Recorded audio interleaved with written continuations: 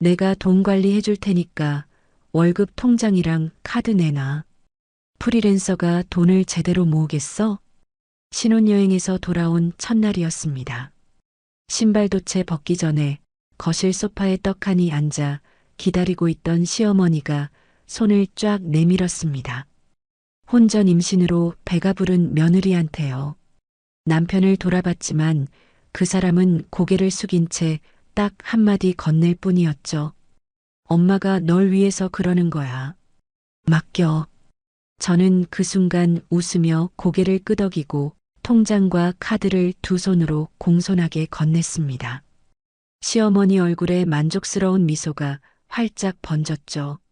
하지만 그 카드를 들고 백화점 명품관에 가서 가방을 긁는 순간 점원이 굳은 표정으로 고개를 저으며 한마디를 꺼냈고 시어머니는 그 자리에서 다리가 풀려 주저앉고 말았습니다. 제가 건넨 건 통장이 아니었거든요. 덫이었습니다. 그리고 이 덫은 시작에 불과했어요. 저를 한마디로 표현하자면 돈 앞에서는 눈물도 없는 여자였어요. 올 시간에 한 푼이라도 더 벌어야 했거든요. 35, 서울 외곽에 작은 건물 하나를 가진 부동산 임대업자이자 디자인 프리랜서. 그게 지금의 저예요.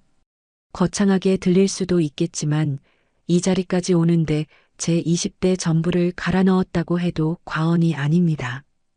어릴 적 저희 집은 반지하였는데 비만 오면 현관 앞에 물이 차올라서 엄마가 대야로 물을 퍼내던 기억이 아직도 생생해요. 학교에서 현장학습비를 낼 때면 엄마는 항상 담임 선생님께 전화를 걸어 좀만 늦춰달라고 사정했고 그 사실을 안 반 아이들이 저를 둘러싸고 킥킥거리던 그 표정들 저는 아직 하나도 잊지 못했어요. 가난이라는 건 단순히 돈이 없는 게 아니더라고요.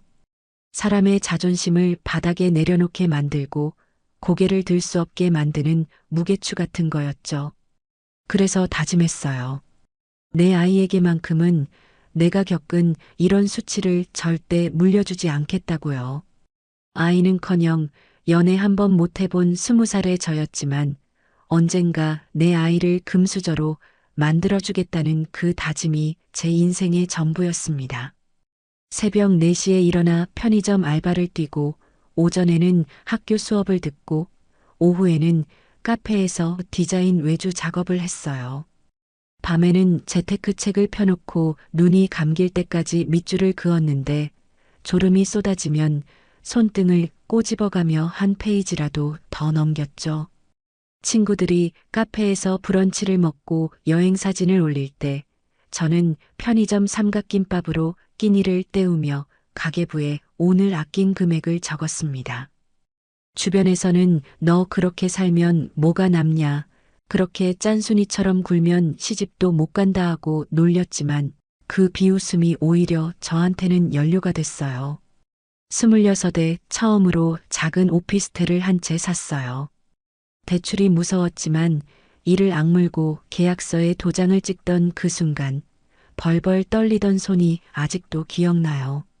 그런데 첫 달 월세가 통장에 찍히는 걸 보는 순간 그 떨림은 환희로 바뀌었죠. 아, 돈이 돈을 버는 구조가 이런 거구나.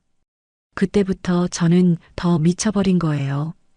월세를 한 푼도 쓰지 않고 고스란히 모았고 프리랜서 디자인 수입까지 합쳐서 30이 되기 전에 두 번째 부동산을 매입했습니다. 그리고 33, 마침내 작은 건물 하나를 제 이름으로 올려놓았을 때 저는 건물 옥상에 올라가 한참을 울었어요. 그동안 힘들게 버텨오며 참아왔던 모든 게 한꺼번에 쏟아져 나온 거였죠. 그런데 참 이상하더라고요. 건물을 갖고 통장에 숫자가 쌓여가는데도 밤마다 혼자 이불 속에 누우면 천장만 멍하니 바라보게 되는 거예요. 내 곁에 아무도 없다는 사실이 그제야 실감이 나기 시작했어요. 돈은 벌었는데 이 돈을 함께 쓸 사람이, 같이 밥을 먹고 웃어줄 사람이 없었던 거죠. 무엇보다 제가 그토록 꿈꿔왔던 내 아이를 만들려면 그 아이에게 좋은 아빠를 만들어줘야 한다는 생각이 간절해졌어요. 그때 딱 제 앞에 김영민이라는 남자가 나타났어요. 거래처 미팅에서 처음 만났는데 첫인상이 참 편한 사람이었어요. 눈이 동그랗고 웃을 때 눈이 반달처럼 휘어지는데 그 미소가 어찌나 순해 보이던지 이 사람은 남 속일 줄 모르는 사람이구나 싶었죠.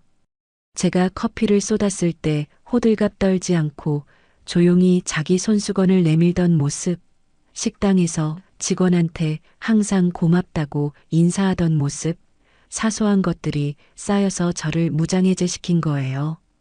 한 번은 제가 무심코 나는 돈이 제일 중요해. 난 한 푼도 손해보면서 살기 싫어라고 했을 때 그 사람이 슬쩍 웃으면서 이렇게 말했습니다. 좀 손해보고 살면 어때? 맘 편히 먹고 천천히 가도 돼. 그 한마디가 제 가슴에 못처럼 박혔어요. 돈, 돈, 돈만 외치며 달려온 저한테 그 말은 마치 사막에서 만난 오아시스 같았거든요. 이 사람이라면 내 아이에게 따뜻한 아빠가 되어줄 수 있겠다 싶었습니다. 저한테 없는 그 여유와 부드러움을 가진 사람이니까 내가 돈을 벌고 이 사람이 아이를 웃게 해주면 완벽한 가정이 될 거라고 믿었죠. 연애 석 달 만에 임신 소식을 알게 됐어요. 계획이 없던 일이라 솔직히 당황했지만 뱃속에서 콩알만한 심장이 뛰고 있다는 초음파 사진을 보는 순간 제 심장도 함께 뛰기 시작했어요. 아, 드디어 아이가 찾아왔구나. 저는 곧바로 결혼을 결심했고 결혼 준비 비용 대부분을 제가 냈습니다. 예식장, 스드메, 혼수, 신혼집 보증금까지 거의 전부를 제 돈으로 치렀지만 아깝다는 생각은 한 번도 안 했어요. 이건 내 아이에게 완벽한 가정을 선물하기 위한 투자라고 생각했으니까요. 상견례 자리에서 처음 만난 시어머니, 인자한 눈매의 단정한 차림새, 제 손을 두 손으로 감싸주며 우리 며느리 그동안 고생했다. 앞으로 내가 다 도와줄게 하시던 모습에 코끝이 찡했어요. 배를 쓰다듬으며 우리 손주 건강하게만 나와라 하시는데 제가 그토록 원하던 가족의 온기가 바로 이런 건가 싶어서 눈시울이 뜨거워졌죠. 그런데 그 따뜻함이 전부 연기였다는 걸 저는 신혼여행에서 돌아온 바로 그 첫날 알게 됐어요. 공항에 내려 무거운 캐리어를 끌고 집 현관문을 열자마자 시어머니가 거실 소파에 딱 앉아 기다리고 계시는 게 아니겠어요? 반갑다는 인사도 없이 제가 신발을 벗기도 전에 입을 여셨죠. 예, 프리랜서는 수입이 들쑥날쑥하잖아. 내가 돈 관리를 해줄 테니까 월급 통장이랑 카드 내놔. 제 귀를 의심했어요. 신혼여행에서 돌아온 며느리한테 건네는 첫마디가 통장을 내놓으라니요. 저도 모르게 남편을 돌아봤어요. 이 사람이 뭐라 하겠지. 엄마한테 그건 좀 아니라고 말려주겠지. 그런 기대를 안고요. 그런데 그 사람은 캐리어 손잡이를 잡은 채 시선을 바닥에 떨어뜨리더니 힘없이 입을 열었어요. 우리 엄마가 널 위해서 그러는 거야. 맡겨. 엄마가 알아서 잘해줄 거야. 그 순간 제 머릿속에 상견례 날의 시어머니가 겹쳐 보였어요. 제 배를 쓰다듬으며 내가 다 도와주겠다고 했던 그 얼굴, 며느리 고생했다며 제 손을 감싸주던 그 따뜻한 두 손, 전부 이 순간을 위한 밑밥이었던 걸까요? 목 안쪽에서 뜨거운 것이 치밀어 올라왔고 관자놀이가 욱신거리며 뛰기 시작했습니다. 하지만 저는 거기서 울거나 소리 지르지 않았어요. 저는 가난의 바닥을 기어본 사람이니까 바닥을 아는 사람은 무너지지 않으니까요. 대신 재빠르게 계산을 했죠. 저는 천천히 숨을 고르면서 입꼬리를 끌어올리고 고개를 살짝 숙이며 시어머니를 향해 조용히 말했습니다. 어머님, 제가 뭘 알겠어요. 바로 정리하는 대로 드릴게요. 시어머니의 얼굴에 만족스러운 미소가 번지는 게 보였어요. 남편도 안도하듯 어깨에서 힘을 빼는 게 느껴졌고요. 두 사람 모두 제가 순순히 넘어왔다고 생각한 거겠죠. 그런데 그 순간 제 오른손은 슬쩍 코트 주머니 안으로 들어가 녹음기의 빨간 버튼을 꾹 누르고 있었어요. 내 아이와 내 인생을 지키기 위해서라면 저는 웃으면서도 칼을 갈 수 있는 사람이니까요. 그날 저만의 조용한 전쟁이 시작됐습니다. 시어머니한테 통장을 넘기겠다고 말한 그 밤, 저는 잠든 남편 옆에 누워서 천장을 올려다보며 머릿속으로 설계도를 그렸어요. 감정적으로 대응하면 무조건 지는 싸움이었으니까요. 가난을 겪어본 사람은 알거든요. 싸움에서 이기려면 울면 안 돼요. 웃으면서 상대가 스스로 무덤을 파게 만들어야 하죠. 다음 날 아침, 저는 남편이 출근하자마자 은행으로 향했습니다. 제 진짜 자산이 들어있는 주거래 통장은 손도 대지 않았고, 대신 새 계좌를 하나 개설해서 거기에 딱 2천만 원만 넣었어요. 프리랜서 디자인 수입 중에서 3달치 정도 되는 금액이라 시어머니가 보기에는 이 며느리 수입이 이 정도구나 하고 납득할 만한 숫자였죠.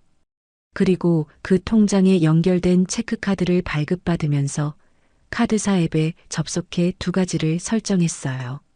하나는 결제 즉시 제 휴대폰으로 알림이 오게 하는 사용 알림, 또 하나는 언제든 제가 원할 때 카드를 정지시킬 수 있는 도난 분실 신고 기능이었죠. 그날 저녁 시어머니는 당연하다는 듯 다시 저희 집에 오셨습니다. 현관문을 열고 들어서시면서 거실을 한 바퀴 둘러보시더니 마치 자기 집이냥 소파에 털썩 앉으셨죠. 저는 미리 준비해둔 통장과 카드를 식탁 위에 가지런히 올려놓고 두 손을 앞으로 모은 채 공손하게 말했어요. 어머님, 이거 제 생활비 전부예요. 뱃속 아이를 위해서라도 저축만 해주셔야 해요.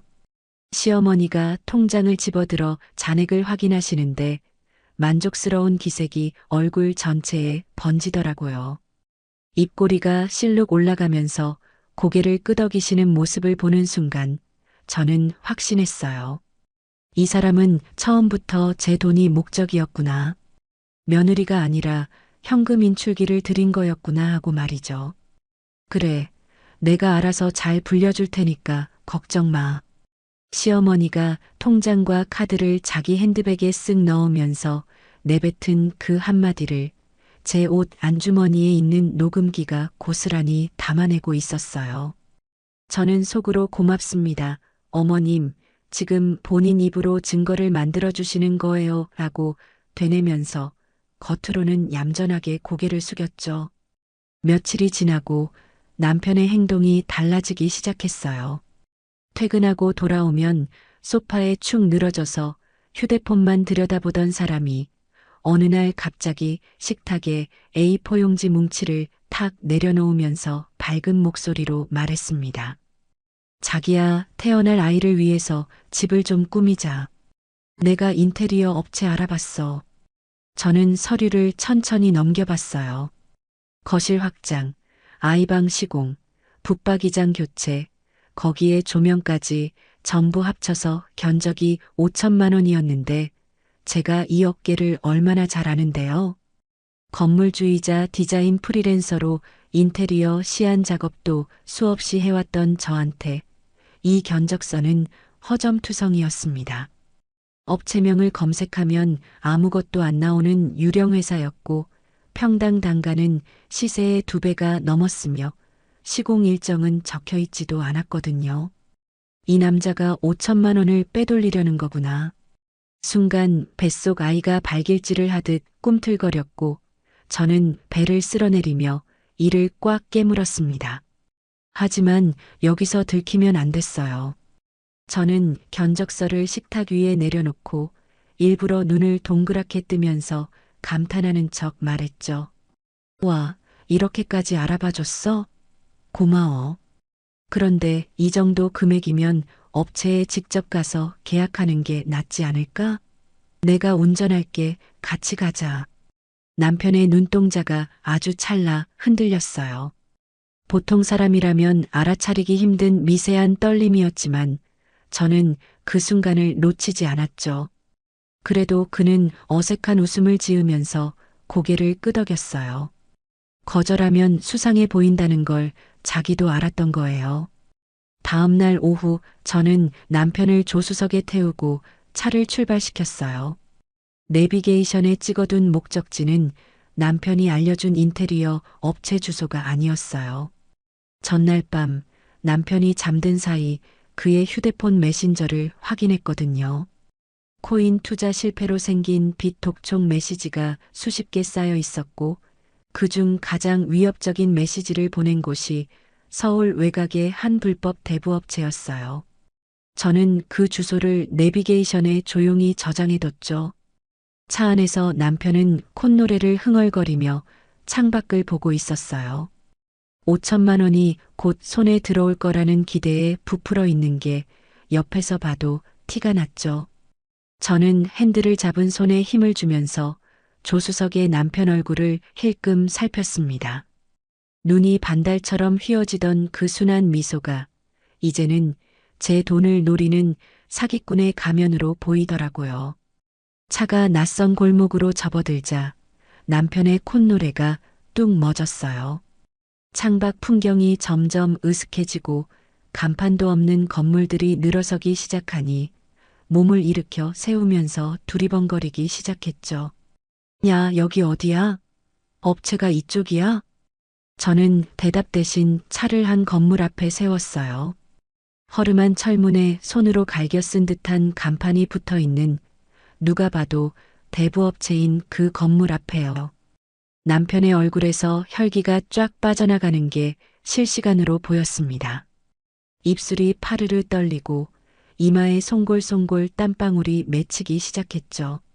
저는 사이드 브레이크를 올리고 천천히 고개를 돌려 남편을 똑바로 쳐다봤어요.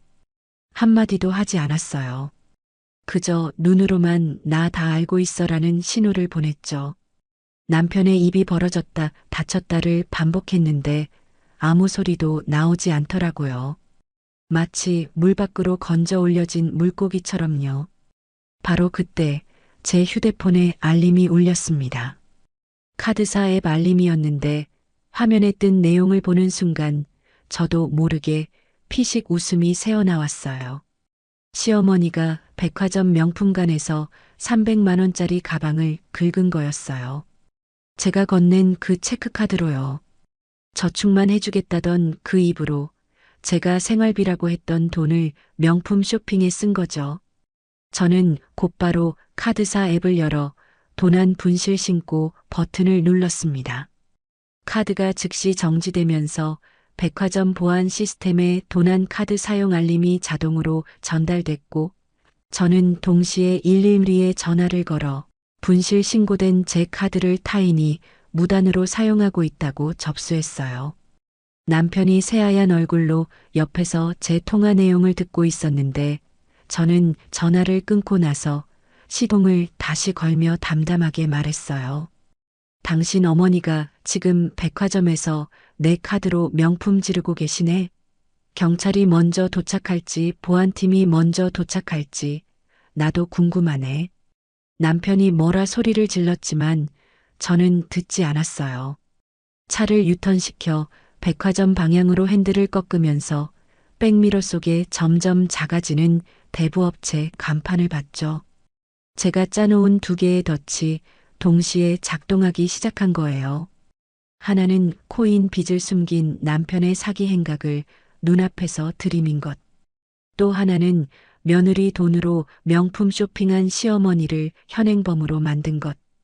뱃속 아이가 다시 한번 꿈틀거렸습니다. 저는 한 손으로 배를 쓰다듬으며 속으로 말했죠. 아가, 엄마가 지금 너 지키고 있으니까 조금만 기다려줘. 백화점에 도착했을 때 명품관 입구에는 이미 보안팀 직원 2명과 경찰관 1명이 와 있었어요. 그리고 그 한가운데에 시어머니가 서 계셨는데 얼굴이 벌겋게 달아올라 목소리를 높이고 있었죠. 내가 도둑이라고? 이건 우리 며느리가 준 카드란 말이야. 경찰관이 저를 보더니 카드 명의자가 맞는지 확인했고 저는 신분증을 제시하면서 차분하게 말했어요. 네, 제 카드 맞습니다. 그런데 저는 이 카드를 분실 신고했고 이분께 사용을 허락한 적 없습니다. 시어머니의 얼굴이 일그러지면서 저를 노려봤어요.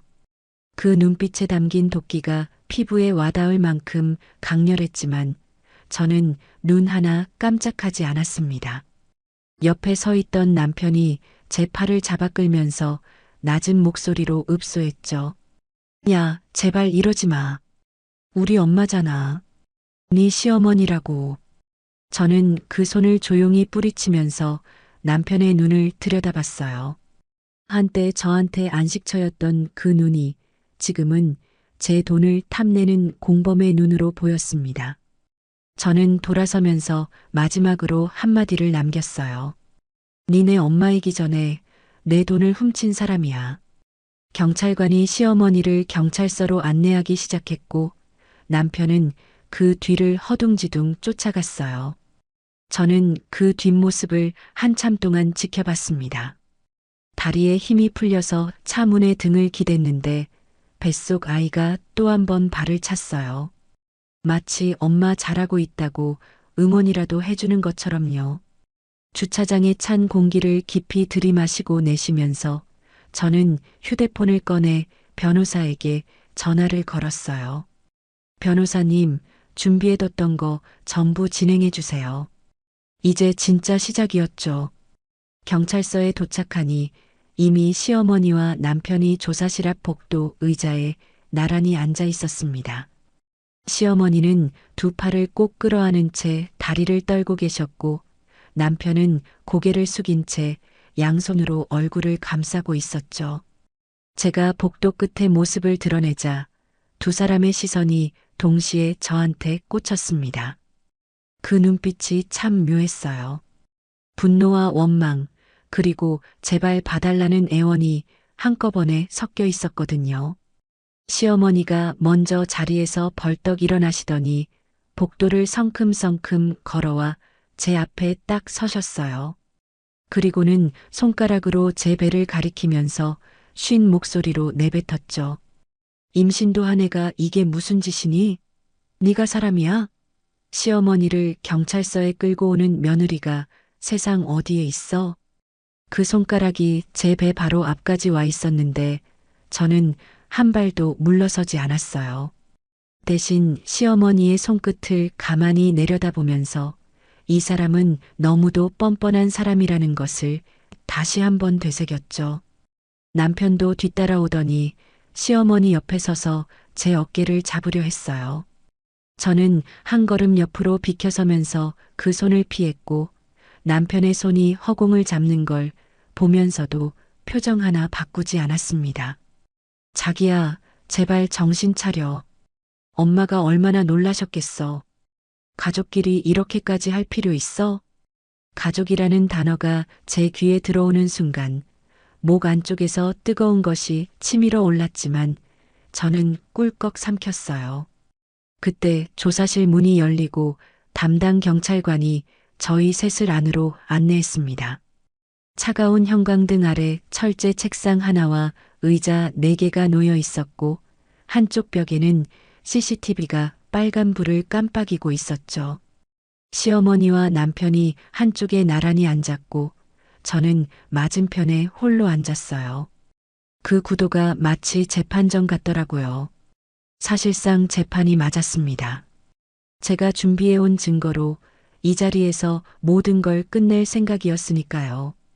경찰관이 사건 경위를 물었고 시어머니가 먼저 입을 열었어요. 목소리에 억울함을 잔뜩 실어서 눈시울까지 붉히면서 말씀하셨죠. 며느리가 직접 저한테 카드를 줬어요. 생활비 관리해 달라고요.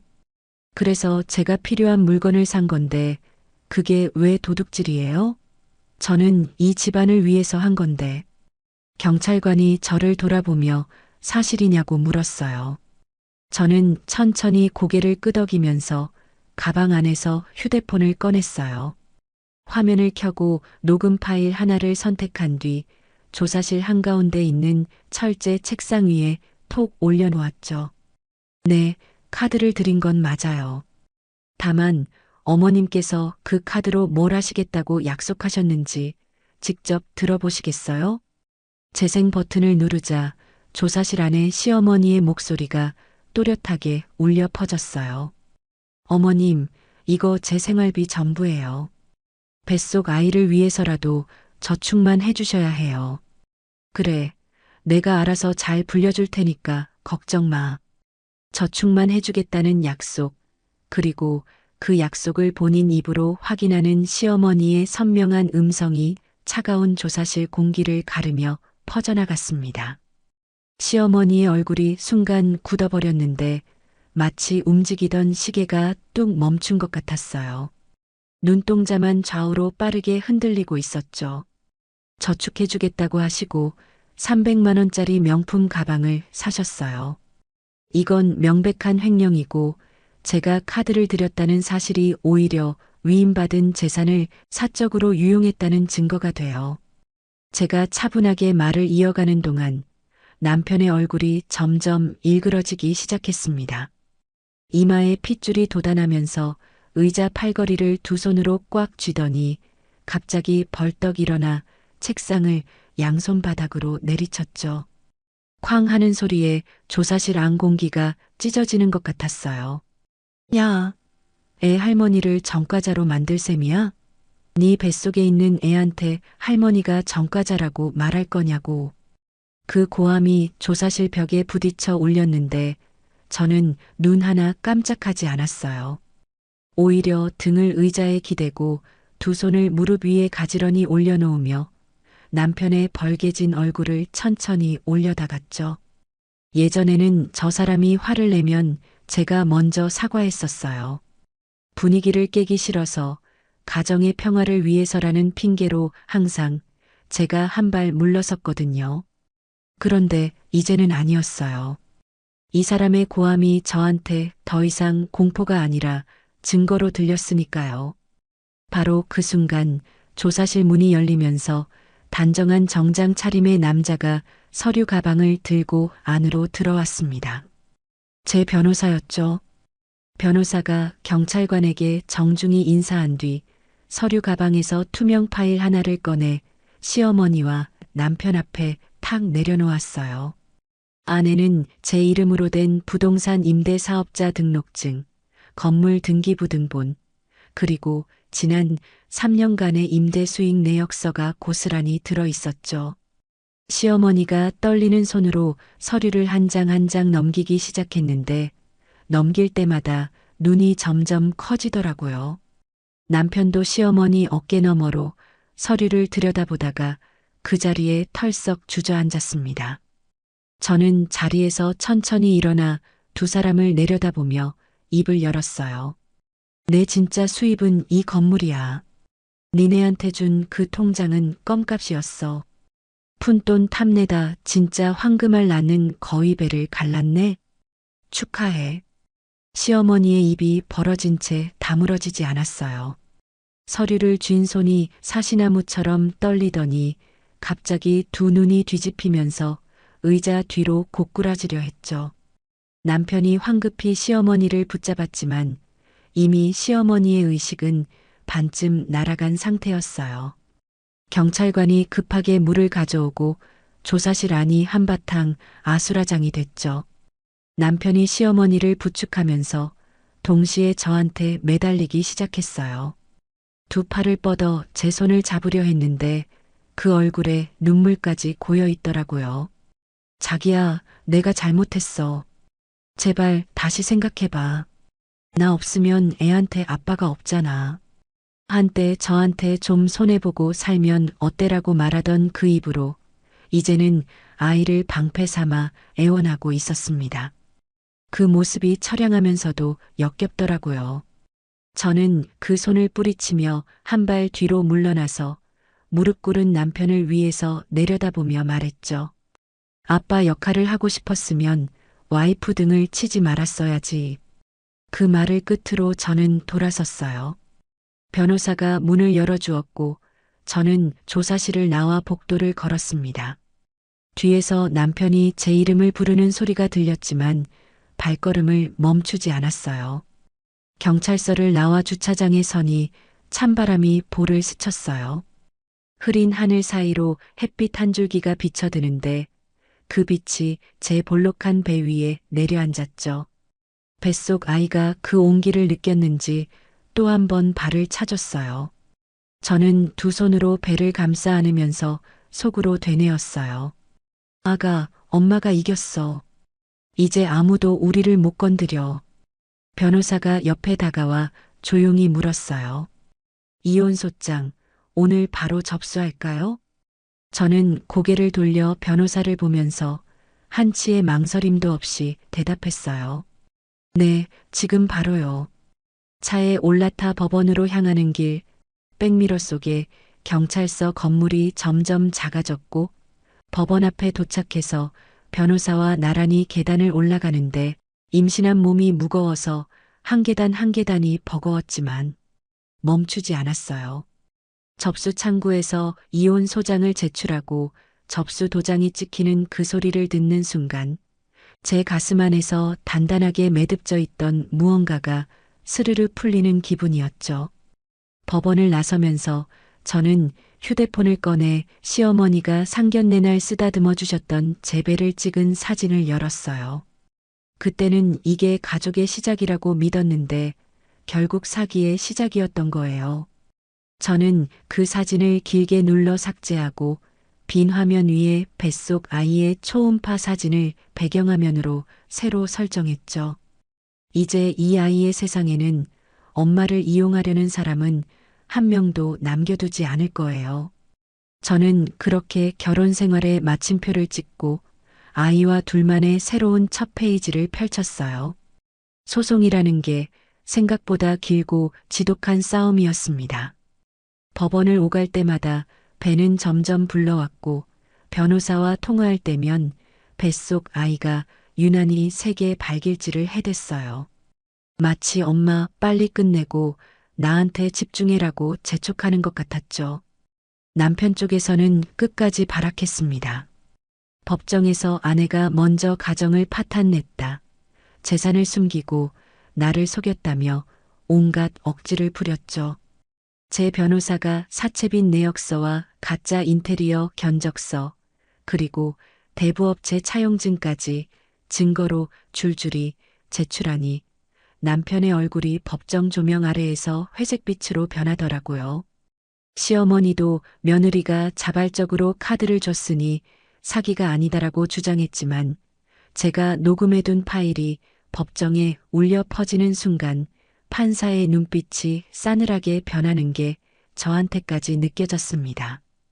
재판이 거듭될수록 그 두 사람의 거짓말은 하나씩 벗겨졌고 마지막 변론 기일에 판사가 안경 너머로 남편을 내려다보면서 한마디 했어요. 피고 측 주장은 일관성이 없고 원고 측 증거는 명백합니다. 그 한마디를 듣는 순간 법정 의자를 잡고 있던 제 손에서 힘이 스르르 빠졌습니다. 이겼구나 싶었어요. 결과는 완승이었죠. 양육권과 친권 모두 제게 돌아왔고 위자료 판결까지 받아냈습니다. 물론 코인 빚에 찌든 남편한테서 실제로 위자료를 받아낼 수 있을지는 미지수였지만 중요한 건 돈이 아니었어요. 법적으로 그 사람들과 완전히 끊어졌다는 사실, 그것만으로 충분했습니다. 법원을 나서던 날 남편이 법정 밖 복도에서 벽에 등을 기대고 서 있었어요. 넥타이는 비뚤어져 있었고 양복 어깨에는 주름이 잡혀 있었는데 처음 만났을 때 그 깔끔하고 순해 보이던 모습은 온데간데 없었죠. 제가 지나가자 고개를 돌려 저를 봤는데 입을 열었다 닫기를 몇 번이나 반복하더니 결국 한마디도 못하고 고개를 떨궜습니다. 저는 그 앞을 지나쳐 곧장 엘리베이터를 탔고 닫히는 문 사이로 그 사람의 구부러진 등이 보이다가 사라졌죠.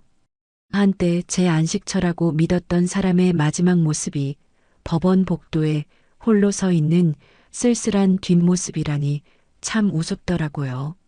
집에 돌아오니 텅 빈 거실이 저를 맞이했습니다. 남편의 짐은 이미 며칠 전에 빠져나갔고 신발장에는 제 운동화 한 켤레만 덩그러니 놓여 있었어요. 불을 켜지 않은 채 거실 창가로 걸어가서 커튼을 젖히고 밖을 내다봤습니다. 해가 지고 있었는데 하늘이 온통 주황빛으로 물들어 있더라고요. 저는 두 손으로 배를 감싸 안으며 처음으로 아이한테 소리내어 말했어요. 아가, 이제 엄마랑 둘이서 행복하게 살자. 목소리가 떨렸습니다. 그런데 이상하게도 그 떨림이 슬픔이 아니라 안도에서 오는 거라는 걸 저 스스로 알 수 있었어요. 더 이상 눈치 볼 시어머니도 없고 등 뒤에서 칼을 가는 남편도 없는 이 고요함이 외로운 게 아니라 평화로운 거라는 걸 그때 처음 깨달은 거죠. 출산일이 다가올수록 저는 오히려 바빠졌습니다. 혼자 해내야 하니까 더 치밀하게 준비했어요. 출산 가방을 미리 싸두고 산후조리원을 예약하고 퇴원 후 아이를 돌볼 동선까지 집 안 곳곳에 메모지를 붙여가며 계획을 세웠죠. 새벽에 진통이 와도 택시를 부를 수 있게 휴대폰 즐겨찾기에 택시 앱을 가장 위에 올려놓았고 만약에 대비해서 이웃집 아주머니한테도 급하면 연락드릴 수 있을까요라고 미리 인사를 해뒀습니다. 그리고 예정일보다 이틀 앞선 어느 새벽 드디어 그 순간이 찾아왔어요. 배가 단단하게 조이면서 허리를 쥐어짜는 듯한 통증이 밀려왔고 저는 이를 악물고 침대에서 일어나 미리 싸둔 가방을 집어들었습니다. 택시 안에서 진통 사이사이 숨을 고르면서 한 손으로 배를 쓸어내리며 중얼거렸어요. 조금만 기다려. 엄마가 데리러 갈게. 분만실에 들어가서 몇 시간을 사투했는지 모릅니다.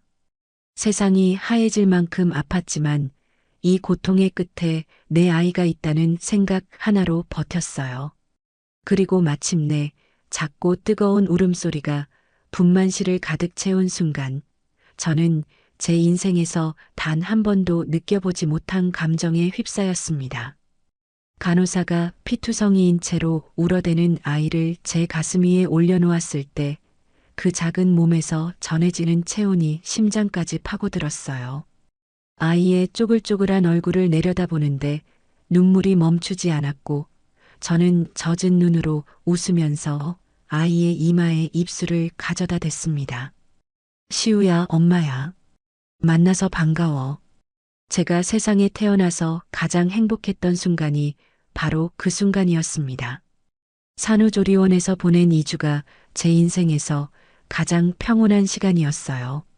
새벽마다 수유를 하면서 시우의 얼굴을 들여다보면 제 눈을 꼭 빼닮은 동그란 눈이 저를 올려다봤거든요.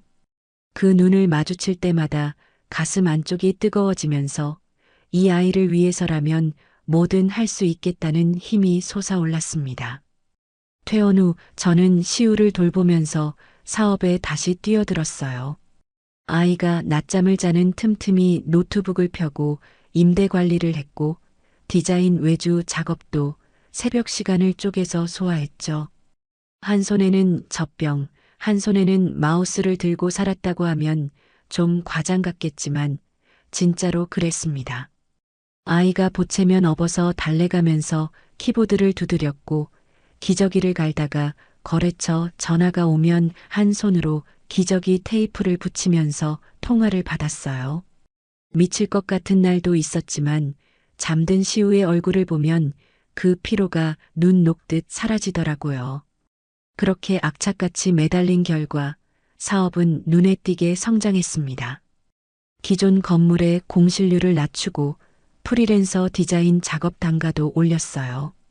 통장에 숫자가 쌓여가는 걸 볼 때마다 이건 전부 시우 거야라고 마음속으로 되뇌었죠. 시우가 태어난 지 1년이 되던 날 저는 집 근처 작은 레스토랑을 빌려서 조촐한 돌잔치를 열었습니다. 거창한 건 아니었어요. 친한 친구 서너 명, 그리고 출산 때부터 도와주셨던 이웃집 아주머니까지 합쳐서 10명도 안 되는 작은 모임이었죠. 시우한테 한복을 입히고 돌잡이 상 앞에 앉혀놓았는데 이 녀석이 쌀, 실, 연필을 다 제쳐두고 10,000원짜리 지폐를 덥석 쥐었어요. 테이블에 있던 사람들이 전부 박장대소했고 저도 배를 잡고 웃으면서 속으로 생각했죠. 역시 내 아들이야. 시우가 케이크 위에 촛불을 제 도움으로 후하고 끄는 순간 저는 비로소 진짜 행복이 뭔지 알 것 같았습니다. 대단한 게 아니었어요. 내 아이가 건강하게 웃고 있고 그 웃음을 지켜줄 수 있는 힘이 내게 있다는 것, 그것만으로 가슴이 벅차오르더라고요. 돌잔치가 끝나고 친구들이 하나둘 돌아간 뒤 저는 잠든 시우를 안고 레스토랑 밖으로 나왔습니다. 가을 저녁 공기가 서늘했지만 품에 안긴 아이의 체온이 따뜻해서 코끝이 시리면서도 마음은 포근했어요. 주차장으로 걸어가면서 이대로만 살자, 이 평화를 지키면서 살자라고 다짐했습니다. 그런데 차에 시우를 태우고 운전석에 앉아 시동을 거는 순간 휴대폰에 알림이 하나 떴어요. 맘카페 앱 알림이었는데 누군가 제 실명과 사진이 포함된 글을 올렸다는 신고 접수 알림이었습니다. 심장이 덜컥 내려앉았어요. 떨리는 손으로 앱을 열어 게시글을 확인하는데 화면에 뜬 제목을 보는 순간 온몸에 피가 얼어붙는 기분이었습니다. 돈으로 남자 홀린 사기꾼, 애 아빠 내쫓은 악독한 여자의 실체를 공개합니다. 글 아래에는 제 얼굴 사진, 사는 동네, 심지어 제 사업자 상호명까지 버젓이 적혀 있었어요. 누가 이런 짓을 했는지 저는 단번에 알아챘어요. 세상에서 제 신상 정보를 이렇게 상세하게 아는 사람은 딱 2명뿐이었으니까요. 끝난 줄 알았던 전쟁이 다시 시작된 겁니다. 저는 집에 돌아와 잠든 시우를 유아 침대에 눕히고 나서 거실 바닥에 주저앉아 휴대폰 화면을 들여다봤습니다. 제가 프리랜서 디자이너라는 것, 이혼 경력이 있다는 것, 아이를 혼자 키우고 있다는 것까지는 그렇다 쳐요. 그런데 제가 결혼 준비 비용을 전부 냈다는 사실, 남편이 코인 투자를 했다는 사실을 교묘하게 비틀어서 남편의 투자금을 빼돌려 자기 건물을 샀다고 적어 놓은 걸 보는 순간 제 두 손이 부르르 떨리기 시작했어요. 사실을 180도 뒤집어서 가해자인 자기들을 피해자로 만들고 저를 악녀로 둔갑시켜 놓은 거예요. 댓글창은 이미 전쟁터였습니다. 이런 여자가 엄마라니, 아이가 불쌍하다. 주변에 이 여자 보면 조심하세요 같은 말들이 줄줄이 달려 있었고 심지어 제 사업자 상호명을 검색해서 네이버 지도 리뷰에 별점 1점을 테러하자는 댓글까지 올라와 있더라고요. 화면을 내릴수록 가슴이 조여왔고 눈앞이 흐려지면서 휴대폰을 잡은 손에 힘이 들어가 케이스가 삐걱거리는 소리가 났습니다. 그날 밤은 한숨도 자지 못했어요. 시우가 새벽에 칭얼거려서 안아 올리는데 아이의 맑은 눈을 보면서도 머릿속에는 그 댓글들이 주마등처럼 돌아가고 있었거든요. 내가 뭘 잘못한 거지? 내 돈을 지킨 게 죄야? 내 아이를 지킨 게 나쁜 거야? 이런 생각이 꼬리에 꼬리를 물었고 시우에게 젖병을 물리면서도 자꾸만 한숨이 새어나왔습니다. 다음 날 아침 눈 밑에 다크서클이 시퍼렇게 내려앉은 채로 휴대폰을 확인하니까 상황은 더 악화되어 있었어요. 맘카페뿐만 아니라 제 개인 SNS 계정에도 악성 댓글이 쏟아지고 있었고 제 인스타그램 DM에는 사기꾼녀나 꺼져라라는 욕설 메시지가 수십 개 와 있었습니다. 시어머니가 제 SNS 계정을 그 맘카페 글에 링크해 놓은 거였어요.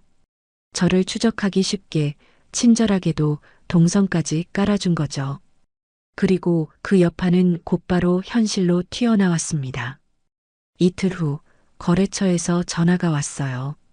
3개월째 진행하던 카페 브랜딩 디자인 프로젝트였는데 담당자 목소리가 평소와 달리 딱딱하더라고요.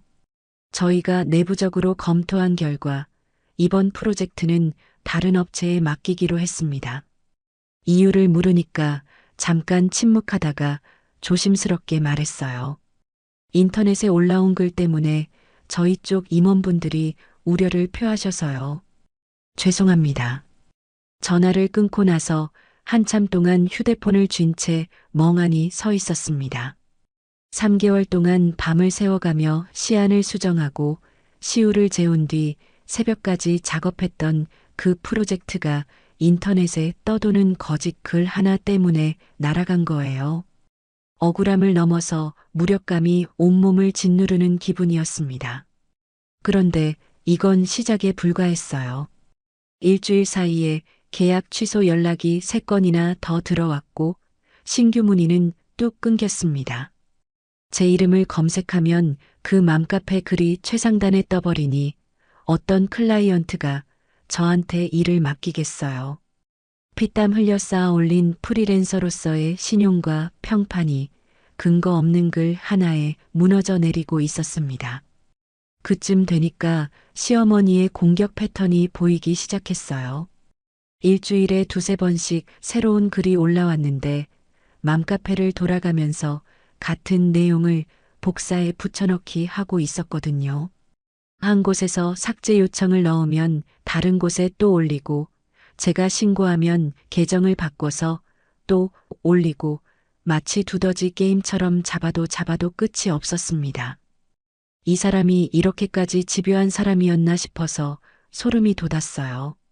상견례 날 제 손을 따뜻하게 잡아주던 그 사람과 지금 키보드 뒤에 숨어서 며느리 인생을 망가뜨리고 있는 이 사람이 같은 사람이라는 게 도무지 믿기지 않았습니다.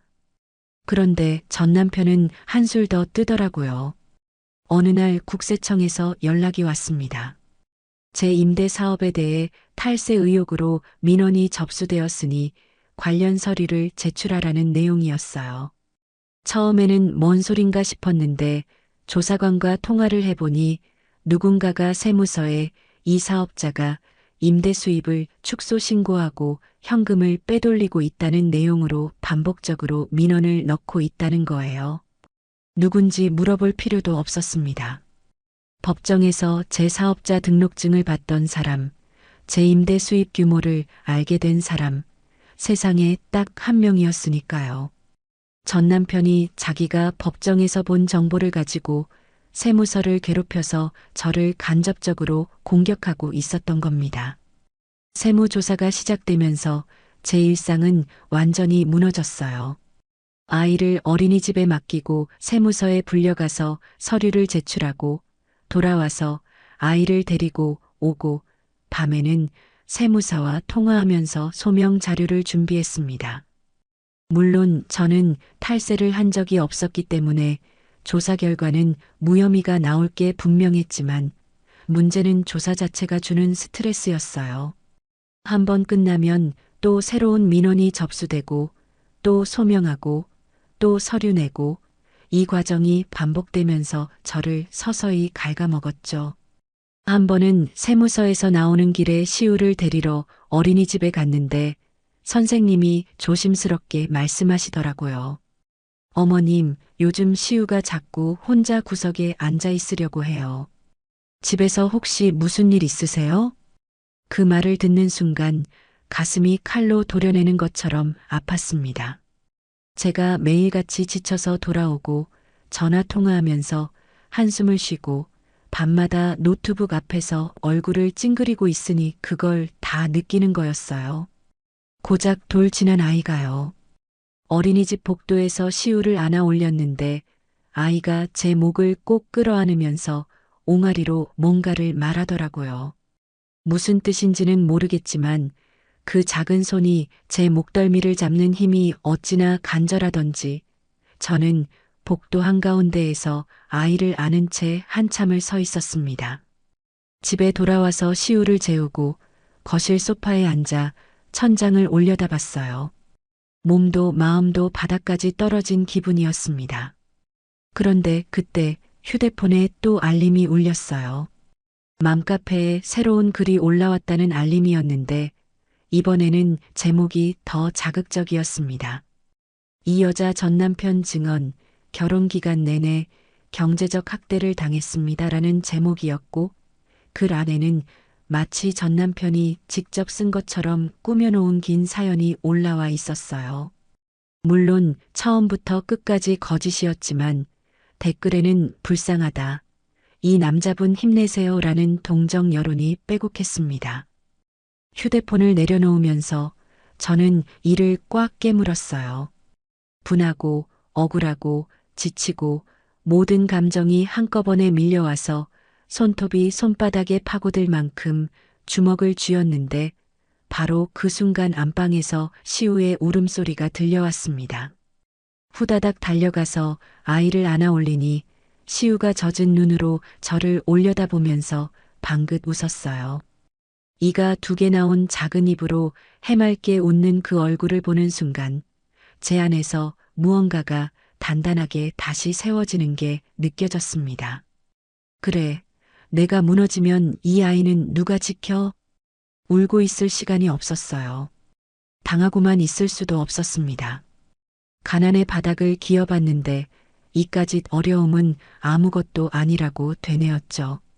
저는 시우를 품에 안은 채 다른 손으로 휴대폰을 들어 변호사에게 전화를 걸었어요. 선생님, 저 이제 참지 않겠습니다. 이 사람들이 한 짓 전부 하나도 빠짐없이 모아서 끝을 보겠습니다. 전화를 끊고 시우의 이마에 입술을 대면서 속삭였어요. 엄마가 꼭 지켜줄게. 아무도 널 흔들지 못하게. 엄마가 끝까지 싸울게. 시우가 제 볼에 작은 손을 갖다 대면서 옹알이를 했는데 마치 엄마 힘내라고 말하는 것처럼 들려서 코끝이 찡해졌습니다. 그날 밤부터 저는 맘카페에 올라온 모든 글을 하나하나 캡처하기 시작했어요. 날짜, 시간, 댓글 내용까지 빠짐없이 폴더에 정리하면서 제 안의 전투 모드가 다시 켜지는 걸 느꼈습니다. 한번 이겨본 사람은 두 번째 전쟁이 두렵지 않은 법이었죠. 맘카페 글을 캡처하고 증거를 모으기 시작한 지 열흘쯤 지났을 때였습니다. 그날도 어김없이 시우를 어린이집에 맡기고 근처 카페에 앉아 디자인 작업을 하고 있었는데 뭔가 이상한 느낌이 들었어요. 설명하기 어려운 누군가 저를 지켜보고 있다는 그런 기분이요. 카페 유리창 너머로 슬쩍 시선을 돌렸는데 길 건너편 버스 정류장에 모자를 푹 눌러 쓴 남자가 서 있었습니다. 한참을 서 있는데 버스가 와도 타지 않고 고개를 살짝 숙인 채 이쪽을 보고 있더라고요. 처음에는 그냥 지나치려 했어요. 설마 싶었거든요. 그런데 제가 카페에서 나와 어린이집 쪽으로 걸어가는데 백미러처럼 유리창에 비치는 그 남자의 그림자가 저를 따라 움직이는 게 보였습니다. 걸음을 빠르게 해도 느리게 해도 일정한 거리를 유지하면서 뒤를 따라오고 있었어요. 심장이 쿵쿵 뛰기 시작했고 손에 쥔 텀블러가 미세하게 흔들렸습니다. 어린이집 골목 앞에서 일부러 급하게 꺾어 들어갔더니 그제야 발걸음이 멈추는 기척이 느껴졌어요. 뒤를 돌아봤을 때는 이미 아무도 없었습니다. 그날 밤 시우를 재우고 나서 현관문 잠금 장치를 3번이나 확인했어요. 체인까지 걸고 창문도 전부 닫았는데 이불 속에 누워도 잠이 오지 않았습니다. 천장을 올려다보면서 혹시 내가 너무 예민한 건 아닐까, 괜한 착각이 아닐까 스스로를 다독였지만 본능적으로 느껴지는 불안감은 좀처럼 가시질 않았어요. 그런데 착각이 아니었습니다. 다음 날도 그 다음 날도 그 남자는 나타났어요. 어린이집 앞 횡단보도 건너편에 서 있기도 하고 제가 자주 가는 마트 주차장에 세워진 차 안에 앉아 있기도 했죠. 모자를 바꿔 쓰거나 마스크를 하고 있었지만 체형과 걸음걸이는 숨길 수가 없었어요. 결혼 생활 동안 수백 번 봐왔던 그 어깨 폭, 걸을 때 살짝 안쪽으로 모이는 발끝, 저는 단번에 알아봤습니다. 전 남편이었어요. 세 번째로 그를 목격한 날, 저는 떨리는 손으로 휴대폰을 꺼내 사진을 찍었어요. 줌을 최대한 당겨서 그의 모습을 카메라에 담았는데 화면 속 그 남자가 갑자기 고개를 들어 정면을 바라보았습니다. 모자 챙 아래로 드러난 두 눈이 저를 똑바로 쏘아보고 있었는데 그 눈빛에서 처음 만났을 때의 순함은 흔적도 없이 사라져 있었어요. 원망과 집착이 뒤섞인 날 것 그대로의 눈이었습니다. 등골이 서늘해지면서 반사적으로 한 발 뒤로 물러섰는데 그가 피식하고 웃는 게 멀리서도 보였어요. 마치 나 여기 있어. 네가 뭘 해도 나는 사라지지 않아라고 말하는 것 같았죠. 다음 날 아침 곧바로 변호사에게 연락해서 접근금지 가처분을 신청했습니다. 촬영한 사진과 함께 날짜별로 목격 장소, 시간, 상황을 정리한 문서를 제출했고 법원에서는 비교적 빠르게 가처분 결정을 내려줬어요. 전 남편은 저와 시우로부터 100m 이내에 접근할 수 없고 연락도 일체 금지된다는 내용이었습니다. 그 결정문을 손에 쥐었을 때 한시름 놓이는 기분이었어요. 이제 법이 저와 시우를 지켜줄 거라고 그렇게 믿었습니다. 그런데 그 믿음이 얼마나 순진한 것이었는지 금방 깨닫게 됐어요. 접근금지 가처분이 발효된 다음 주부터 전 남편의 행동이 더 교묘해졌습니다. 직접 모습을 드러내는 대신 제 주변을 간접적으로 맴돌기 시작한 거예요. 어린이집 앞에 직접 서 있는 대신 두 블록 떨어진 편의점 앞에서 서성거리고 제 집 근처에 오는 대신 한 정거장 떨어진 공원 벤치에 앉아 있었죠. 법적으로 100m 밖이니까 접근금지 위반이 아니라는 거예요. 경찰에 신고해도 현재 거리 측정상 위반 사항이 확인되지 않습니다라는 답변만 돌아왔고 저는 그때마다 이를 악물면서 또다시 사진을 찍고 기록을 남겼습니다. 어느 날은 제가 시우를 데리고 소아과에 갔는데 진료를 마치고 나오니까 소아과 건물 맞은편 카페 테라스에 그가 앉아 있었어요. 커피를 마시면서 이쪽을 보고 있었는데 눈이 마주치자 천천히 커피잔을 들어 올려 저한테 건배하듯 흔들었습니다. 그 여유로운 몸짓에 소름이 온몸에 돋았어요. 이 사람이 저를 감시하고 있다는 걸 일부러 보여주는 거였거든요. 겁을 주려는 거예요.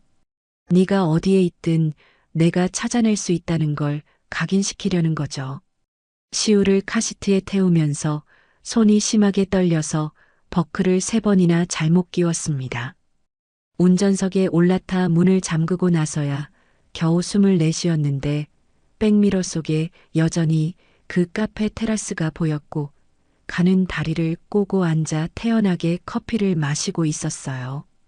제가 차를 출발시키면서 백미러에서 그의 모습이 사라질 때까지 심장이 귀에서 들릴 만큼 세차게 뛰었습니다. 그때부터 저는 외출할 때마다 뒤를 돌아보는 습관이 생겼어요. 길을 걷다가도 갑자기 멈춰서서 주위를 살피고 주차장에 차를 세울 때면 먼저 사방을 확인하고 나서야 문을 열었죠. 시우를 어린이집에 데려다 줄 때는 아이를 안은 채 뛰다시피 걸어서 건물 안으로 들어갔고 데리러 갈 때도 선생님이 현관까지 나와줄 때까지 밖에서 기다렸습니다. 평범한 일상이라는 게 완전히 사라져버렸어요. 매 순간이 긴장의 연속이었고 밤에 잠들기 전에는 현관문 앞에 신발을 비스듬히 놓아두었는데 누가 문을 열면 신발이 쓰러지면서 소리가 나게 하려는 거였습니다. 제가 이렇게까지 해야 하나 싶으면서도 아이를 생각하면 안 할 수가 없었어요. 그리고 제가 가장 두려워하던 일이 터진 건 평범한 수요일 오후였습니다. 그날 저는 세무사 사무실에서 소명 자료를 정리하느라 어린이집 하원 시간보다 30분 늦었어요. 평소에는 단 한 번도 늦은 적이 없었는데 하필 그날따라 서류가 꼬이면서 시간이 밀렸던 거죠. 세무사 사무실을 나와 차에 올라타 시동을 거는 순간 휴대폰이 울렸습니다. 어린이집 원장님 번호였어요. 전화를 받는데 원장님의 목소리가 급박하게 떨리고 있었습니다. 어머님, 지금 바로 오셔야 할 것 같아요. 시우 아버지라고 하시는 분이 오셨는데 저희가 지금 보내드리지 않고 있거든요. 심장이 멎는 줄 알았습니다. 그 순간 세상의 모든 소리가 사라지고 원장님의 떨리는 목소리만 귓속에서 울렸어요. 저는 통화를 끊지도 못한 채 차를 출발시켰고 신호등이 빨간불인지 파란불인지도 모르게 핸들을 꺾으며 어린이집으로 달려갔습니다.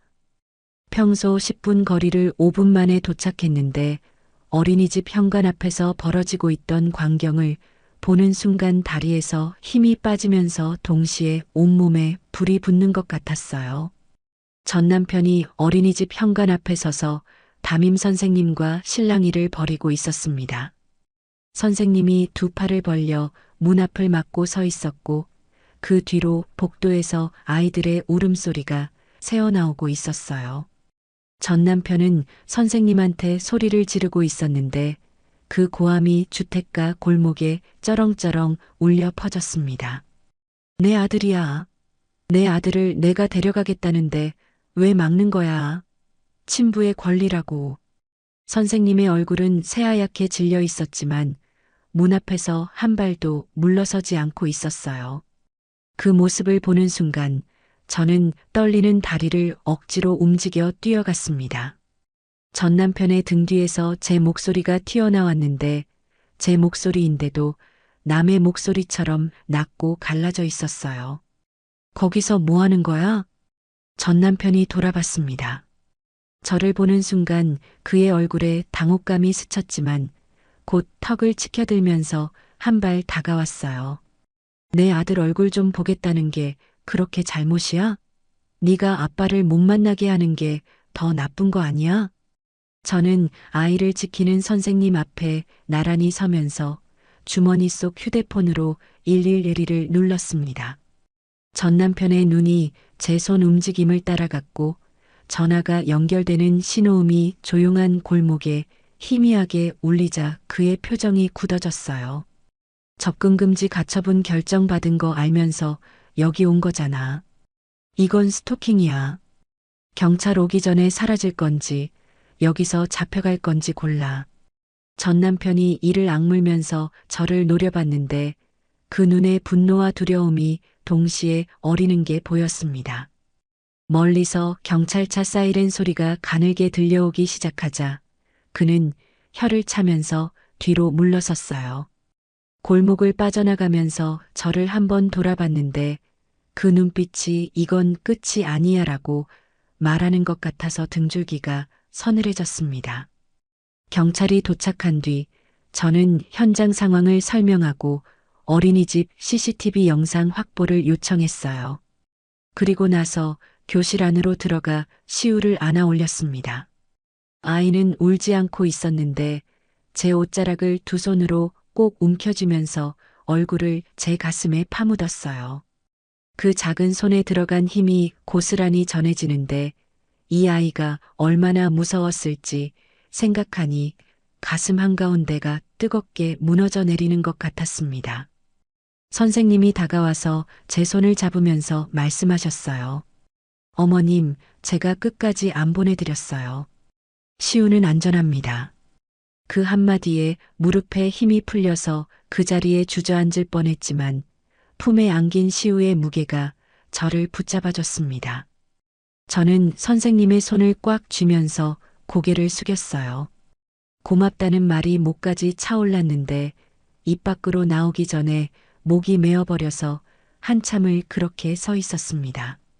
집으로 돌아오는 차 안에서 카시트에 앉은 시우가 창밖을 보면서 조용히 제 손가락을 잡고 있었어요.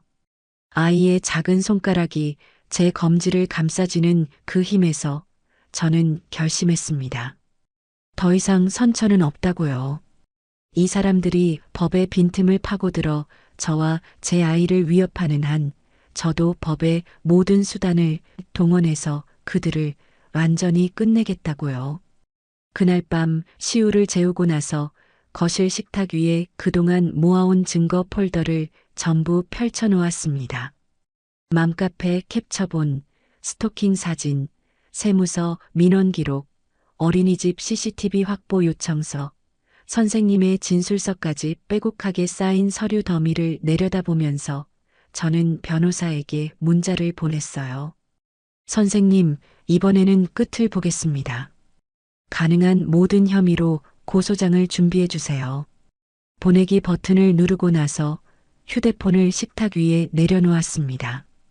그리고 안방으로 가서 잠든 시우의 얼굴을 한참 들여다봤어요. 이불 밖으로 나온 작은 발을 살며시 다시 넣어주면서 속으로 약속했습니다. 이 아이 앞에 다시는 저 사람의 그림자도 얼씬 못하게 만들겠다고 말이에요. 어린이집 사건이 있고 나서 일주일 동안 저는 시우를 어린이집에 보내지 않았습니다. 아이를 제 눈앞에서 떼어놓는 게 무서웠거든요. 그 일주일 동안 시우를 안고 집 안에만 있으면서 저는 식탁 위에 쌓아놓은 증거 서류들을 처음부터 끝까지 다시 정리했어요. 변호사와 매일 통화하면서 하나의 혐의도 빠뜨리지 않겠다는 각오로 모든 자료를 날짜 순으로 배열하고 서류마다 포스트잇을 붙여 메모를 달았습니다. 증거 목록을 하나하나 짚어보니 양이 어마어마했어요. 맘카페에 올라온 악성글 캡처본만 37건이었고 각 게시글의 작성 시간과 IP 추적 요청 내역, 착제 전후 비교 화면까지 전부 확보해뒀습니다. 제 SNS에 달린 욕설 DM은 스크린샷으로 남겨뒀는데 그 중에는 네 애를 고아원에 보내버리겠다는 협박성 메시지까지 포함되어 있었어요. 스토킹 관련 증거로는 제가 직접 촬영한 사진 14장, 소아과, 앞 카페 테라스 CCTV 영상, 어린이집, 현관 CCTV 영상, 그리고 편의점 앞에서 서성거리는 모습이 찍힌 블랙박스 영상까지 모았습니다. 세무서 허위 신고 내역은 세무사를 통해 공식적으로 조회한 민원 접수 기록 6건이었고 모든 조사 결과가 무혐의로 끝났다는 통보서도 함께 첨부했죠. 그리고 무엇보다 중요한 증거가 있었습니다. 어린이집 담임 선생님의 진술서였어요. 선생님은 직접 법무법인을 방문해서 그날 있었던 일을 처음부터 끝까지 상세하게 진술해 주셨는데 아버지라고 주장하는 남성이 아이를 데려가겠다며 문을 열려고 했고 제가 두 팔로 막으며 거부했습니다라는 내용이 고스란히 담겨 있었어요. 선생님이 펜을 들어 서명하시면서 저를 보며 말씀하셨습니다. 어머님, 시우 엄마니까 꼭 이기세요. 저도 끝까지 도와드릴게요. 그 말을 듣는 순간 코끝이 시큰해지면서 눈시울이 뜨거워졌지만 울지 않았습니다. 울 시간에 한 장이라도 더 준비해야 했으니까요. 이웃집 아주머니도 증인으로 나서주셨어요. 전 남편이 제 집 근처를 맴돌던 걸 여러 차례 목격하셨던 거예요. 저 남자가 또 왔더라. 아이고 무서워서 어떡하니 하시면서 불안해하셨던 분이 법정에서 증언하겠다고 자발적으로 나서주시니 얼마나 든든하던지요. 동네 CCTV를 관리하는 관리사무소에서도 영상 자료를 제공해 주었고 택배기사님 한 분도 그 남자가 계속 건물 앞에 서 있어서 이상하다고 생각했었다며 진술에 협조해 주셨습니다. 혼자라고 생각했는데 저는 혼자가 아니었어요. 제가 이를 악물고 버티는 동안 주변에서 묵묵히 지켜보던 사람들이 하나둘 손을 내밀어주고 있었던 거죠. 그 따뜻함이 증거 서류 사이사이에 스며들어서 차가운 법적 절차가 조금은 덜 외롭게 느껴졌습니다. 모든 준비가 끝난 날 저는 변호사와 함께 경찰서에 가서 고소장을 접수했습니다. 전 남편에 대해서는 스토킹 처벌법 위반, 아동복지법 위반, 접근금지 가처분 위반, 그리고 세무서에 대한 허위 신고로 무고죄까지 넣었고, 시어머니에 대해서는 정보통신망법상 명예훼손과 개인정보 유포 혐의로 고소장을 작성했어요. 접수창구 직원이 고소장의 두께를 보더니 눈이 동그래지는 게 보였는데 저는 담담한 표정으로 서류를 건네면서 속으로 생각했죠. 이게 당신들이 나한테 한 짓의 무게입니다. 수사가 진행되는 동안 전 남편 측에서 합의를 요청해 왔습니다. 변호사를 통해 전달된 메시지는 이랬어요. 한 번만 봐달라. 아이 아버지인데 전과자가 되면 아이한테도 좋지 않다. 아이를 무기로 쓰는 그 수법이 처음부터 끝까지 한결같더라고요. 법정에서 발악할 때도, 스토킹할 때도, 어린이집에서 아이를 데려가려 할 때도 이 남자는 항상 아이를 방패로 내세웠어요. 저는 변호사에게 딱 한마디만 전해달라고 했습니다. 합의 없습니다. 재판이 시작됐습니다. 첫 번째 공판날 법정에 들어서니 피고인석에 전 남편과 시어머니가 나란히 앉아 있었어요. 전 남편은 양복을 차려입고 있었지만 양복 안에서 어깨가 움츠러들어 있어서 옷이 한 사이즈는 커 보였습니다. 시어머니는 얼굴이 반쯤으로 쪼그라든 것 같았는데 불과 1년 전 경찰서에서 기절초풍하던 그때보다도 훨씬 늙어 보이더라고요. 한때는 저 두 사람이 무서웠는데 법정 조명 아래에서 위축된 채 앉아 있는 모습을 보니 무섭다는 감정보다 허탈한 기분이 먼저 밀려왔습니다. 검찰 측에서 증거를 하나씩 제시하기 시작하자 법정 안공기가 무겁게 가라앉았어요.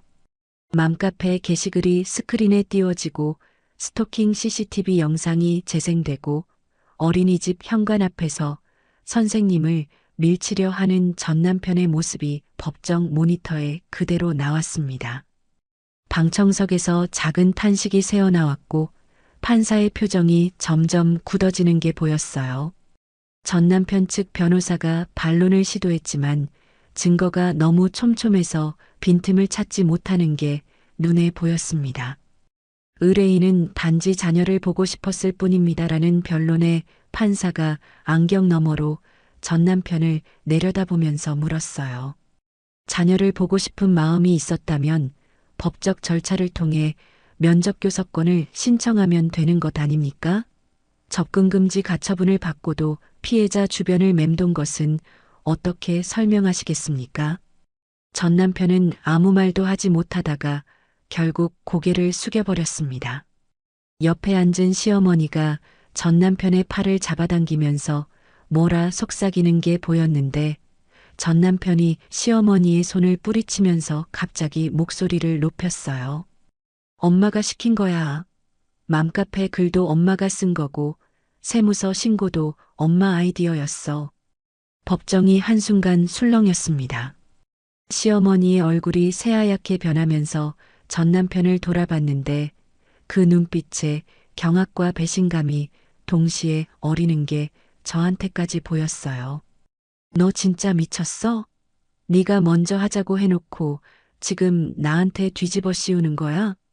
시어머니가 자리에서 벌떡 일어나면서 전 남편의 어깨를 두 손으로 밀쳤고 법정 경위가 급히 달려와서 제지했습니다.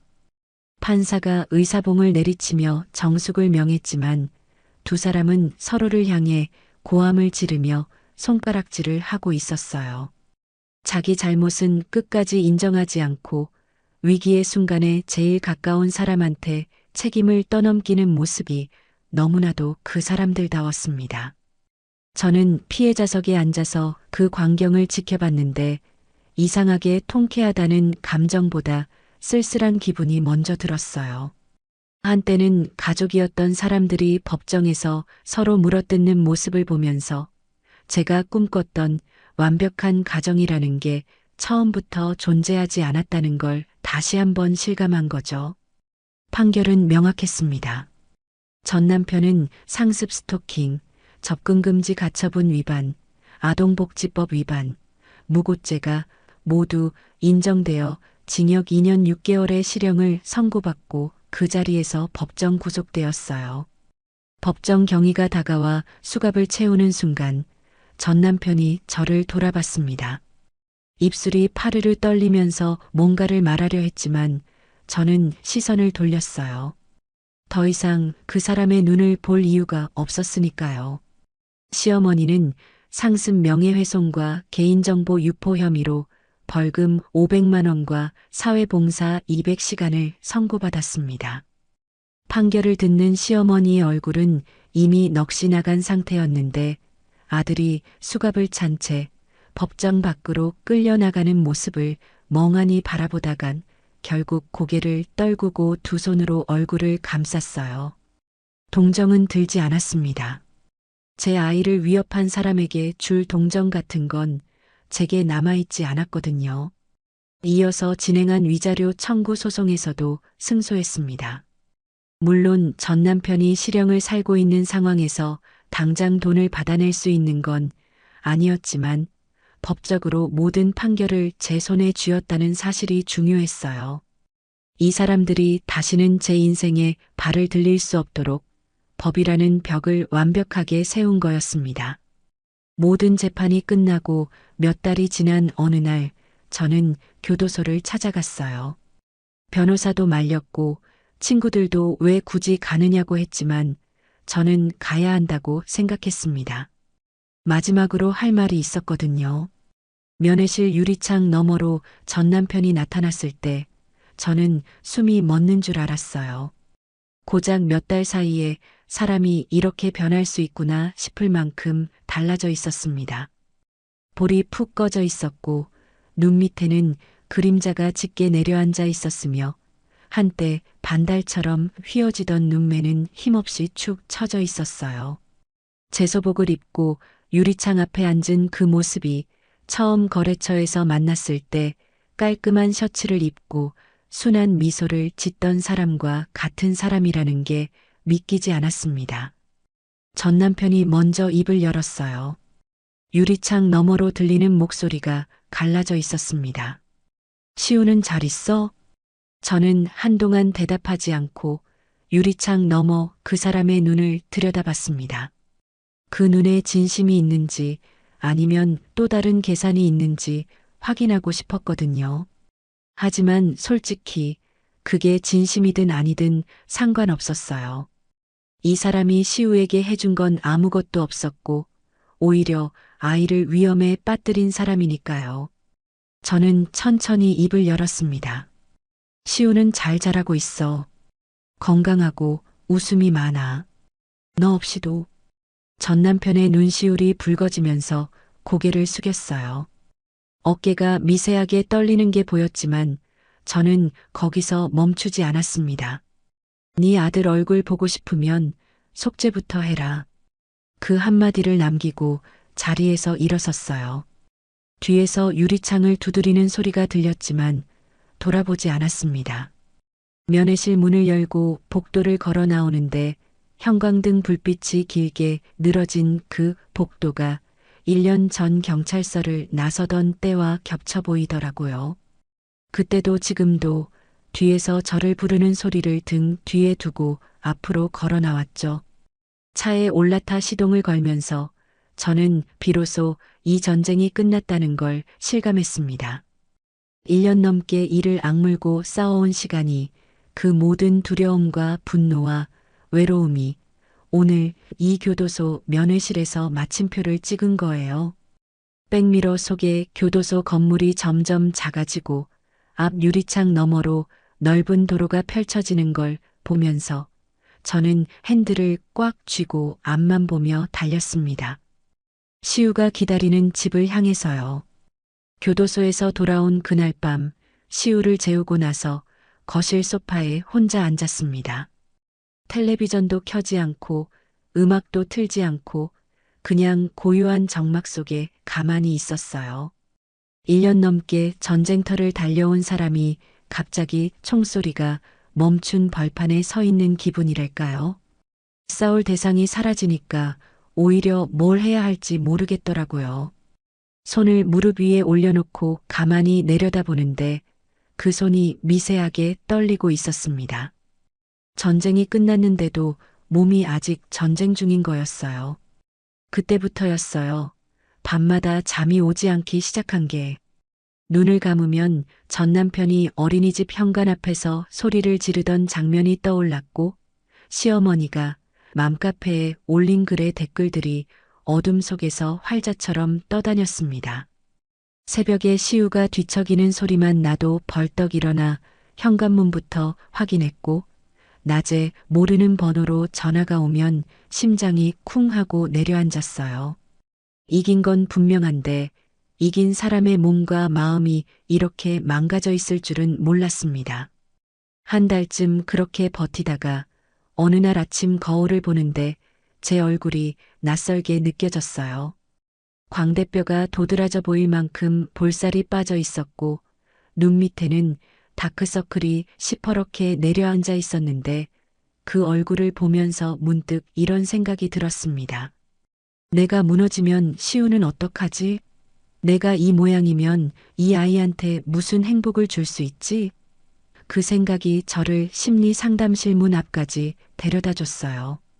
처음 상담실 소파에 앉았을 때 상담사 선생님이 요즘 어떠세요? 라고 물었는데 저는 아무 말도 못하고 한참을 앉아 있었습니다. 입을 열면 뭐부터 말해야 할지 모르겠더라고요. 1년 넘게 꾹꾹 눌러 담아왔던 것들이 너무 많아서 어디서부터 풀어야 할지 실마리가 잡히지 않았어요. 선생님이 아무 말 없이 기다려주셨고 한참 만에 저는 무서웠어요 라는 한마디를 겨우 꺼냈습니다. 그 한마디가 나오자 둑이 무너지듯 눈물이 쏟아졌어요. 전쟁 내내 단 한 번도 울지 않았던 제가 안전한 공간에서 비로소 울기 시작한 거였죠. 상담을 받으면서 조금씩 알게 됐어요. 제가 얼마나 오랫동안 감정을 억누르고 살았는지, 가난했던 어린 시절부터 지금까지 울면 지는 거다, 약해지면 끝이다라는 생각이 저를 얼마나 단단하게 동시에 얼마나 딱딱하게 만들었는지요. 선생님이 한 번은 이런 말씀을 하셨어요.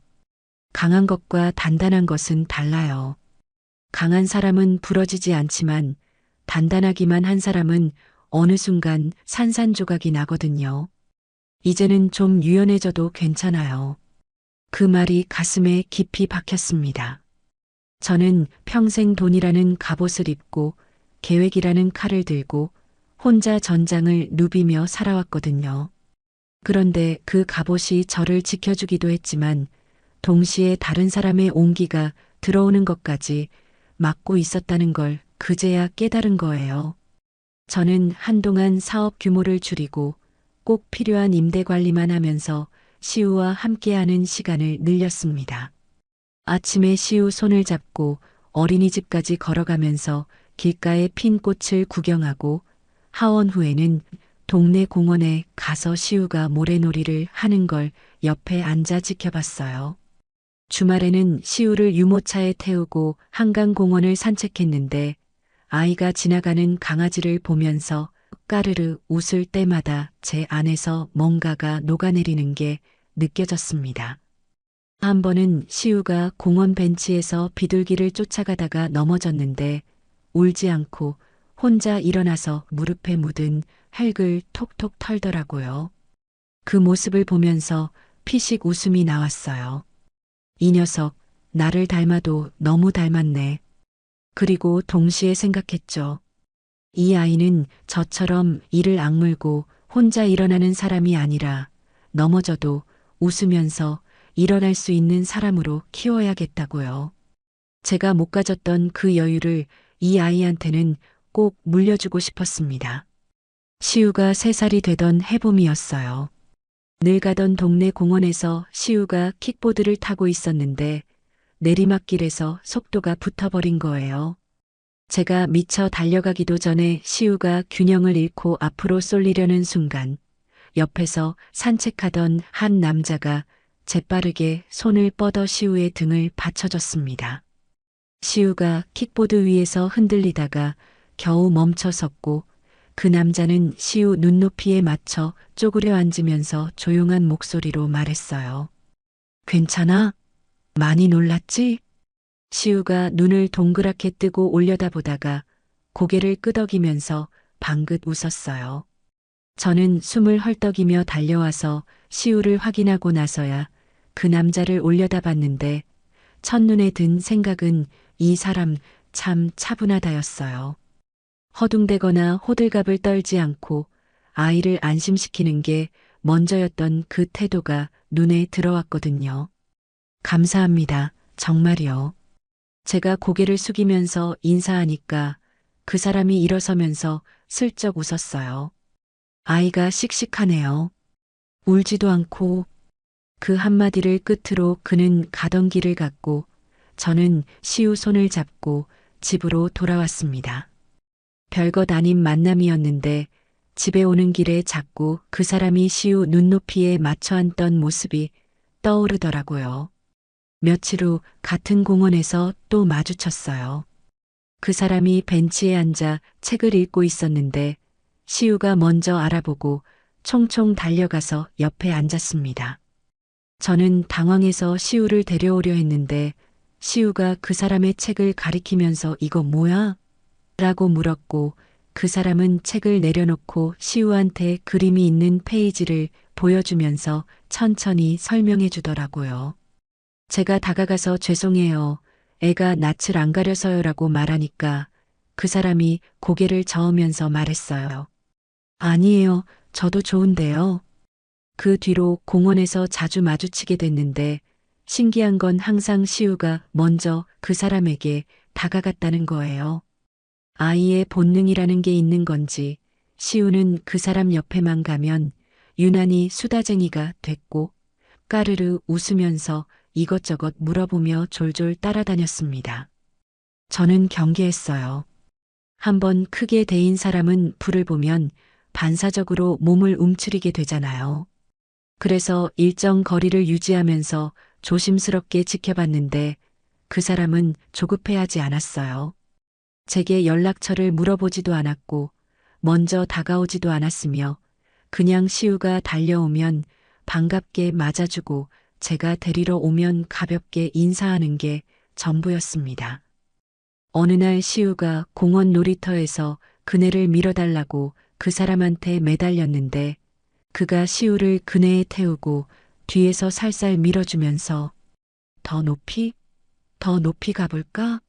하고 물을 때마다 시우가 하늘을 향해 깔깔대며 웃었어요. 그 모습을 벤치에서 지켜보는데 가슴 안쪽이 뭉클해지면서 눈시울이 뜨거워졌습니다.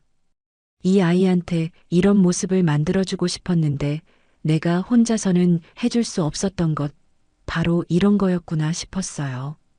그날 저녁 시우를 재우고 나서 거실 창가에 서서 밤하늘을 올려다보면서 생각했어요. 예전에는 돈과 완벽함을 쫓았다면 지금 내가 진짜 원하는 건 뭘까? 완벽한 가정이 아니라 불완전해도 웃을 수 있는 일상 아닐까?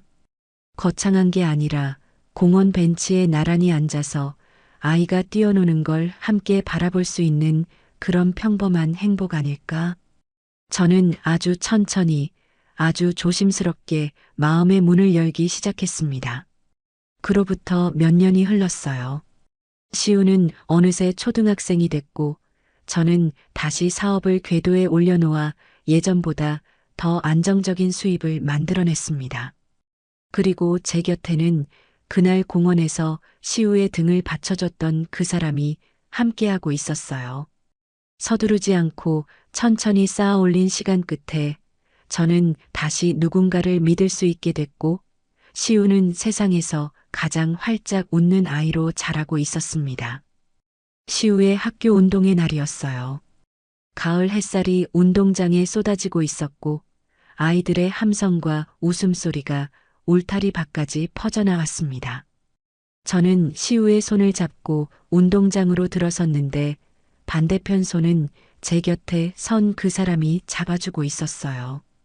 시우가 달리기 출발선에 서서 이쪽을 돌아보며 손을 흔들었고 저는 두 손을 모아 입 옆에 대고 소리쳤어요. 시우야, 힘내.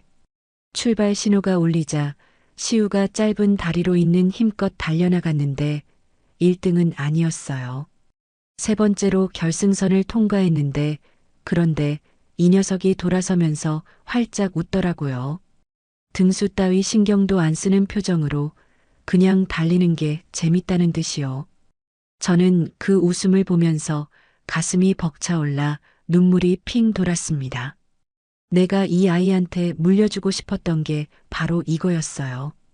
1등을 못해도 완벽하지 않아도 웃을 수 있는 힘이요. 운동회가 끝나고 세 사람이 나란히 운동장을 걸어 나오는데 시우가 양쪽 손을 하나씩 잡고 하나, 둘, 셋 하면서 점프를 했어요. 양쪽에서 잡아주니까 공중에 붕 뜨는 게 재밌었는지 끝도 없이 반복하면서 깔깔거렸습니다. 그 웃음소리가 가을 하늘 아래 울려 퍼지는 걸 들으면서 저는 이 순간을 꼭 기억해야겠다고 생각했어요. 운동장 출구에서 다른 학부모가 사진을 찍어주겠다고 하셔서 셋이 나란히 카메라 앞에 섰습니다. 시우가 가운데에서 V를 하고 양쪽에서 제가 그리고 그 사람이 아이의 어깨를 감싸 안았어요. 카메라를 향해 웃는 순간 저는 렌즈 너머로 보이는 맑은 가을 하늘을 바라보면서 속으로 말했어요. 진정한 분은 통장의 숫자가 아니라 소중한 것을 지켜낼 수 있는 힘과 그 곁에서 함께 웃을 수 있는 사람이라는 것을요. 반지하에서 시작해 건물주가 되기까지 배신을 당하고 법정에서 싸우기까지 그 모든 전쟁을 겪고 나서야 비로소 깨달은 거예요. 행복은 제가 악착같이 쫓아다니던 그 먼 곳에 있었던 게 아니라 아이의 웃음소리가 들리는 이 가까운 곳에 처음부터 있었다는 거요. 찰칵 셔터 소리가 울렸습니다. 그 사진 속에서 저는 웃고 있었어요. 갑옷을 벗고 칼을 내려놓고 그냥 한 아이의 엄마로서 웃고 있었습니다. 진정한 행복은 가장 가까운 곳에 있었습니다. 지금까지 제 얘기 들어주셔서 감사합니다. 여러분, 오늘 이야기 어떠셨나요? 반지하에서 시작해 맨손으로 건물 한 채를 일궈낸 여자, 사랑이라고 믿었던 사람들에게 뒤통수를 맞고도 무너지지 않았던 여자, 그리고 그 모든 폭풍을 지나 아이의 웃음소리 속에서 진짜 행복을 찾아낸 한 엄마의 이야기였습니다. 누군가는 이렇게 말할 수도 있겠죠. 건물이 있으니까 버틸 수 있었던 거 아니냐고요. 하지만 그 건물은 하늘에서 떨어진 게 아니었습니다. 새벽 4시에 일어나 편의점 알바를 뛰고 삼각김밥으로 낀니를 때우며 짠순이 소리를 들어가면서도 이를 악물고 모은 피땀의 결과였거든요. 이 사연자분이 진짜 대단한 건 돈을 벌었다는 게 아니라 어떤 상황에서도 포기하지 않았다는 거예요. 배신 앞에서 울지 않고 녹음기를 눌렀고 스토킹 앞에서 무너지지 않고 증거를 모았고 전쟁이 끝난 뒤에는 스스로 상처를 들여다볼 용기까지 냈으니까요. 세상의 모든 엄마들, 그리고 지금 이 순간 혼자서 무언가와 싸우고 계신 분들께 이 이야기가 작은 힘이 되었으면 좋겠습니다. 사연자님께 응원의 댓글을 남겨주세요. 큰 위로가 돼줄 거예요. 오늘도 끝까지 함께 해주셔서 감사합니다.